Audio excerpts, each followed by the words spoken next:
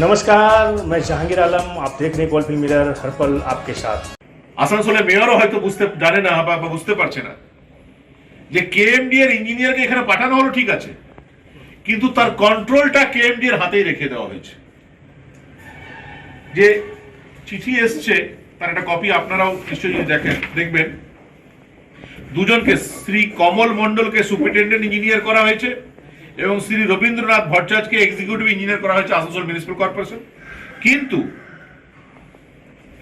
এর সঙ্গে দেখুন, the following two engineers of KMDA were hereby transferred and posted full time at Asansol Municipal Corporation for different development works.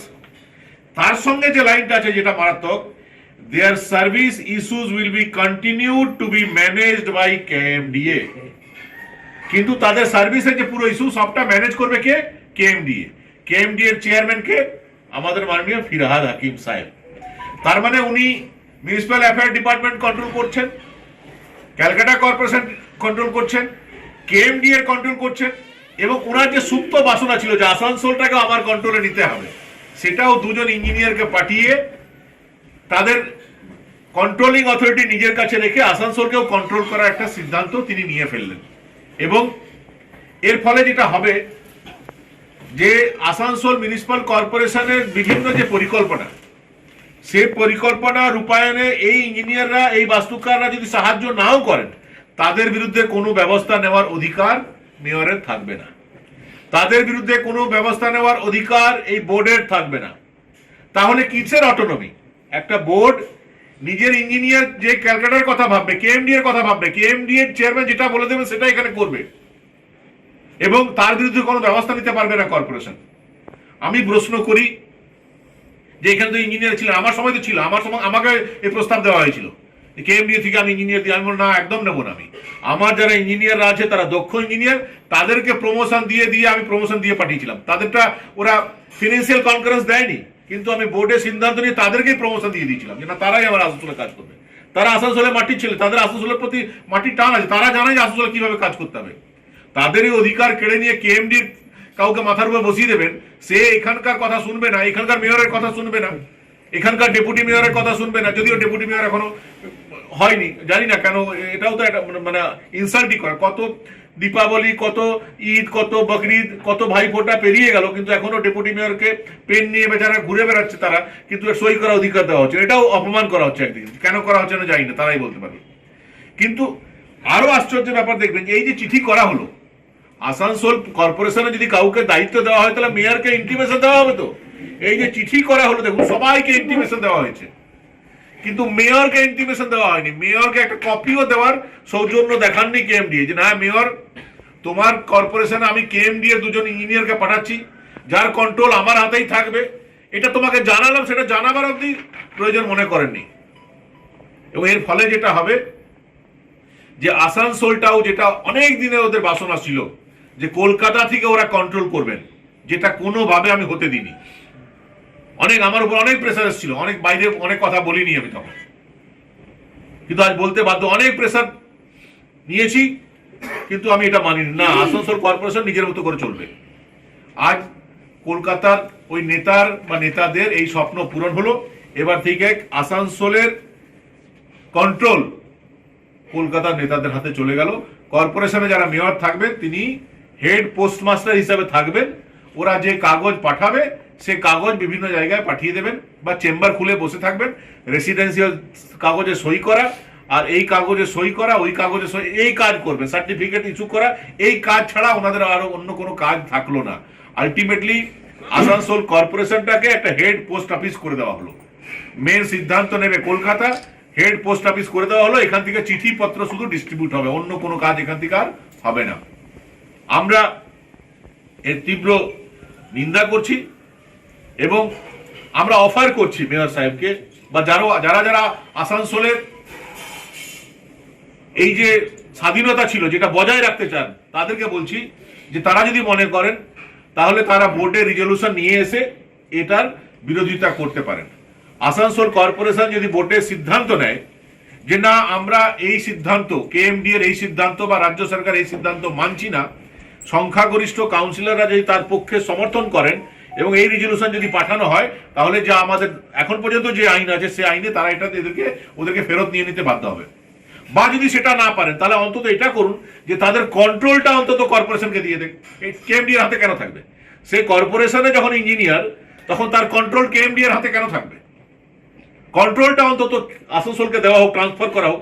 এই ধরনের resolution যদি উনি নেন তাহলে ভারতীয় জনতা পার্টির তরফ থেকে আমাদের সমস্ত কাউন্সিলররা সেটাকে সমর্থন করবে।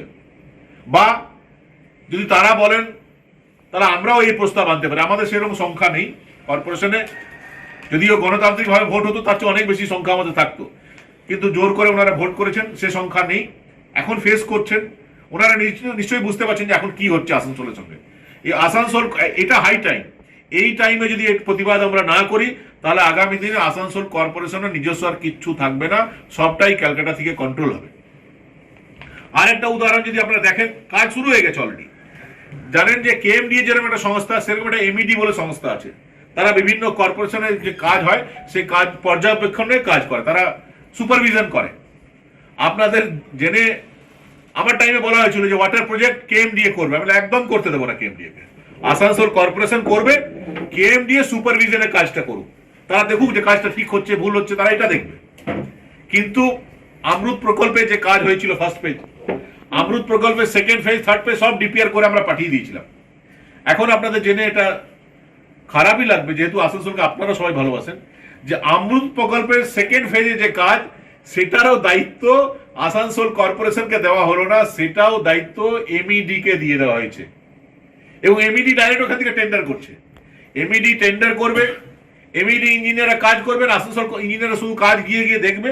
এবং সে যদি কাজ ঠিক নাও করে তাহলে এই ইঞ্জিনিয়ারদের বা এই বোর্ডের তার বিরুদ্ধে ব্যবস্থা নেওয়ার কোনো অধিকার থাকলো না। এই কাজটা যদি আসানসোল কর্পোরেশন করতো তাহলে যদি ইঞ্জিনিয়াররা বা এজেন্সি যদি ঠিক কাজ না করেন তাদের বিরুদ্ধে ব্যবস্থা নেওয়ার অধিকার থাকতো কর্পোরেশনে, মেয়রে থাকতো, কমিশনারে থাকতো, বাকিদের থাকতো। সে অধিকারও তাদের কাছ থেকে কেড়ে নেওয়া হলো। এমইডি এবার দেখবে, এবং এমইডি কে চালায় আপনি জানেন, যে যিনি কেএমডিএ চালাচ্ছেন, যিনি মিউনিসিপ্যাল অ্যাফেয়ার ডিপার্টমেন্ট চালাচ্ছেন, তিনি চালাবেন। তার মানে পুরোটাই আসানসোল কর্পোরেশনের যে অটোনমি পুরোটাই কেড়ে নেওয়া হলো, সবটা কলকাতার কেন্দ্রিক হয়ে গেল, ক্যালকাটা থেকে তারা এটাকে চালাবেন এবার। এবং তাদের এতদিনের যে স্বপ্ন ছিল যে আসানসোলটাকে আমাদের হাতে নিতে হবে, যেটার একটা বাধা হয়ে দাঁড়িয়েছিলাম আমি, তো আমি চলে যাওয়ার পরেও এতদিন টিকে ছিল। আজকে তাদের এই সুপ্ত বাসনা পূর্ণ হতে চলেছে। আমি কর্পোরেশনে যারা আছেন তাদেরকে, আসানসোলের শুভবুদ্ধি সম্পন্ন মানুষকে রিকোয়েস্ট করবো যে এর বিরুদ্ধে রুখে দাঁড়ান। এই টেকনিক্যাল ব্যাপার ভেবে যদি চুপ করে যান, এই যে টেকনিক্যালটি কি আমরা হারাতে চলেছি, এটা কয়েক মাসের পর বুঝতে পারবেন। কত বড় ক্ষতি আসানসোলে হতে চলেছে কয়েক মাস পর বুঝতে পারবেন। বিরোধী দলের রাজনৈতিক ব্যক্তি হিসাবে আমার এটা দায়িত্বের মধ্যে পড়ে যে আমি এটা সজাগ করে দিই। কর্পোরেশন যারা আছেন, কর্তা ব্যক্তিরা আছেন, যারা দায়িত্ব নিয়েছেন, যারা শপথ নিয়েছেন, তাদেরকে সজাগ করে দেওয়ার দায়িত্ব আমাদের পড়ে। তারা যদি এটা নিয়ে কিছু করতে চান তাহলে গঠনমূলক সহযোগিতারও আশ্বাস আমরা দিচ্ছি। আর যদি বলেন যে না ও বলেছে যা হচ্ছে ঠিক হচ্ছে, চলে যাক, সব ক্যালকাটার হাতে চলে যাক, তারা যদি সিদ্ধান্ত নিয়েই থাকেন যে তারা নিজেরাই আসানসোলের যে অটোনমি সেটা কলকাতার হাতে তুলে দেবেন, এই যদি এবং এটা করে নিজের চেয়ার রক্ষা করবেন, যদি এই জন্য ওনাদের ইচ্ছা থাকে তারা ঠিকই করছেন, যা করছে।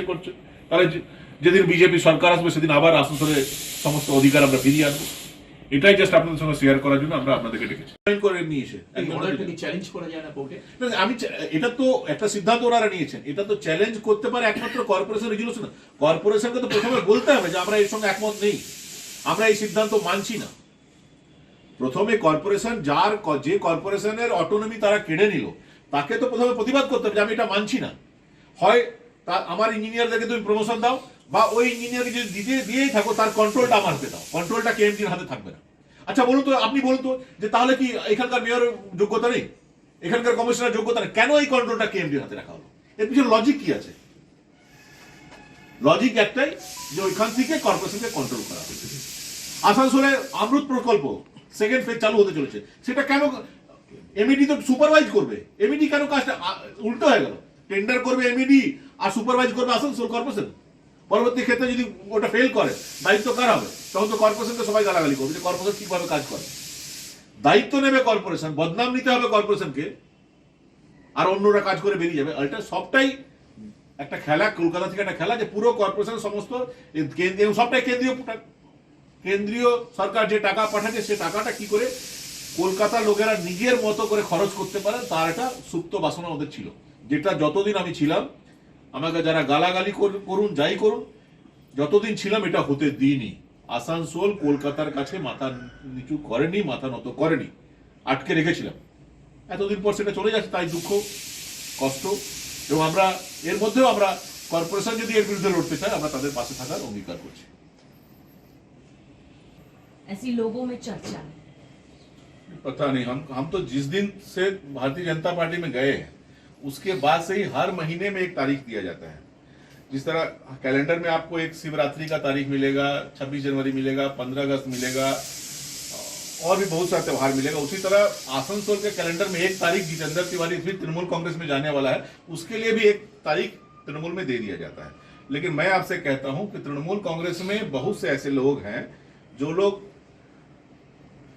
वो पुराना समय वापस चाहते हैं, तो मैं उन्हें आश्वस्त करता हूं कि इंतजार कीजिए, आपको वो पूरा अवसर भारतीय जनता पार्टी में रहकर ही हम लोग दिला पाएंगे। इंतजार कीजिए, वो समय आएगा भारतीय जनता पार्टी में रहकर ही भारतीय जनता पार्टी ही जो लोग प्रतिबद्ध रूप से आसनसोल के लिए काम करना चाहते हैं उनको आने वाले दिनों में ऐसा माहौल देगी कि उसमें आसनसोल की पुरानी जो गरिमा है उसको वापस लाने का काम वो लोग कर पाएंगे।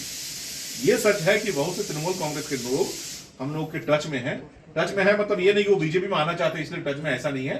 व्यक्तिगत संबंध है, अपने मन के बहुत समय होता है ना कि दुख की बात कह के भी मन में शांति मिलती है, उसके लिए रात 11 बजे के बाद मेरे पास ज्यादा फोन रात 11 बजे के बाद ही आता है और ज्यादा फोन व्हाट्सएप में आता है। तो आप जानते हैं व्हाट्सएप में जब फोन आए और रात 11 बजे के बाद आए तो रात अपनी दुखड़ा रोते हैं लोग, तो मैं सुनता हूँ। ये सच है कि ऐसे बहुत से लोग हैं उनका दुखड़ा हमको सुनना पड़ता है। मैं उनको आश्वस्त कर रहा हूँ कि आने वाले दिनों में उनको सही माहौल हम लोग भारतीय जनता पार्टी के नेतृत्व में ही यहाँ पर दिला पाएंगे। की बात है, आप देखिए कि डिप्टी मेयर का भी शपथ नहीं दिलवाया गया अभी तक डिप्टी मेयर का भी शपथ नहीं दिलवाया गया। बताइए, ईद पार हो गया, बकरीद पार हो गया, दुर्गा पूजा पार हो गया, काली पूजा पार हो गया, छठ पूजा पार हो गया, भाई फोटा पार हुआ है कि नहीं? भाई फोटा भी पार हो गया। अब किस चीज का इंतजार है? अब किस चीज का इंतजार? दो बेचारे हमारे काउंसिलर, कोई हम व्यक्तिगत रूप से हम लोग पसंद करें ना करें, लेकिन आसनसोल के काउंसिलर है, तो दो बेचारे हमारे काउंसिलर, दो हमारे पुराने साथी नया कुर्ता पैजामा बनवा के नया कलम खरीद के घूम रहे हैं कलम लेके कि कब हम लोग को बैठने का मौका मिले और सही करें, और उनको खाली घुमाया जा रहा है। उनको पूरा गाड़ी में घूमो, चेंबर में बैठो, एसी के नीचे बैठो, लेकिन तुमको सिग्नेचर करने का अधिकार नहीं दिया जाएगा। ये क्या है? ये तो अन्याय है ना, ये तो अन्याय हो रहा है ना, ये ठीक नहीं। ये केएमडी के कहने पे हो सकता है? किसके कहने से हो रहा है ये तो हमको मालूम नहीं है, तो उन लोगों को पूछना चाहिए। उन लोगों को तो कहना चाहिए कि भाई चाहे सिग्नेचर करने का अधिकार दो, नहीं तो हम लोग कुछ काम नहीं करें। उन लोगों को तो कहना चाहिए, ये ठीक नहीं है ना। अभी तक उनको काम करने का मौका नहीं दे रहे हैं, खाली मीटिंग में बैठा। शर्मिंदगी होनी चाहिए ना, उनको भी तो खराब लगता होगा, उनके घर के लोगों को खराब नहीं लगता होगा। हमारा मान लीजिए अभिजीत घटक तो ठीक है, अलग बात है, मौजूदा मंत्री है, ठीक है, लेकिन वो वसीमुल हक वो कितना खुश हुआ होगा बोलिए? तो उसके घर के लोग कितना खुश हुए होंगे जिस दिन उसके नाम की घोषणा हुई कि वसीमुल हक को डिप्टी मेयर बनाया जा रहा है। पूरे रेल पार्क में जो माइनॉरिटीज है उनके अंदर कितनी खुशी महसूस की होगी उन लोगों ने।